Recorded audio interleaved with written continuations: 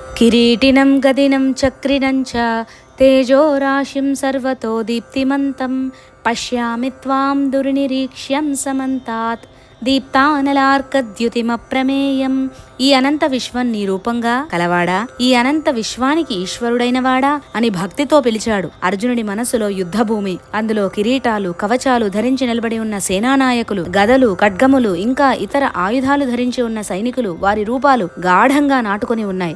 అందుకని అర్జునుడికి అందరి తలల మీద కిరీటాలు, శిరస్థానాలు, చేతులలో గదలు, చక్రములు కనబడుతున్నాయి. చక్రం కేవలం కృష్ణుడి ఆయుధమే కాదు, అది ఒక విసిరే ఆయుధం. మామూలు ఆయుధాలలాగే అది కూడా ఒక ఆయుధం. అర్జునుడు తన మనోనేత్రంతో చూసే అందరి తలల మీద కిరీటాలు, చేతులలో గదలు, చక్రములు కనబడుతున్నాయి. ఈ అనంతమైన విశ్వరూపం దివ్యమైన కాంతితో ప్రకాశిస్తూ ఉంది. తేజస్సంతా ఒకచోట రాసిపోసినట్టుగా దేదీప్యమానంగా వెలిగిపోతూ ఉంది. ఒకరు ఇద్దరు కాదు, అందరూ అన్ని చోట్ల అత్యంత దీప్తితో ప్రకాశిస్తున్నారు. ఎటు చూసినా ప్రకాశం తప్ప మరి ఒకటి కనిపించడం లేదు. అటువంటి విశ్వరూపాన్ని చూస్తున్నాడు అర్జునుడు. ఓ కృష్ణ, నీ విశ్వరూపం చూడటానికి అలవి కాకుండా ఉంది. కళ్ళు మిరుమిట్లు గలుపుతూ ఉంది. భగభగమండే అగ్నిలాగా, ప్రకాశిస్తున్న సూర్యుడిలాగా, అంతటా నిండి ఉన్న కాంతి పుంజాలలాగా కనపడుతూ ఉంది. ఈ కాంతి ఇలా ఉంటుంది అని చెప్పడానికి వీలు లేదు, దేనితో పోల్చడానికి వీలు లేదు. అంటే ఇది వరకు ఇటువంటి కాంతిని చూసి ఉంటే దానిలాగా ఉంది అని చెప్పొచ్చు. కానీ అర్జునుడు మొట్టమొదటిసారి అనంతమైన విశ్వరూపాన్ని వీక్షిస్తున్నాడు కాబట్టి ఆయనకు అప్రమేయంగా కనపడుతూ ఉంది. విశ్వరూపాన్ని చూస్తున్న అర్జునుడి మనోభావాలు